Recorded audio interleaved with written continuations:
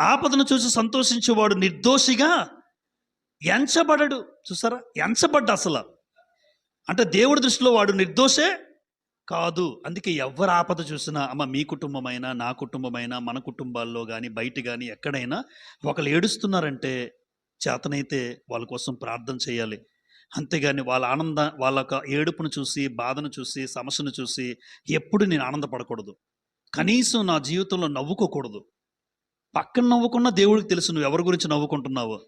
పక్కన నువ్వేం చేసినా దేవుడికి తెలుసు. ఆయన చూస్తున్నాడు. అందుకే ఏ కుటుంబంలో బాధొచ్చినా, మన కుటుంబంలో బాధొచ్చినట్టుగా ఉంటేనే అదే నిజమైనటువంటి సంఘం. అదే నిజమైన క్రైస్తవ జీవితం.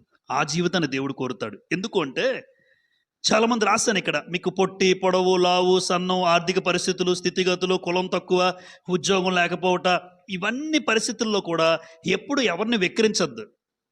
ఎవరు ఆపదను చూసి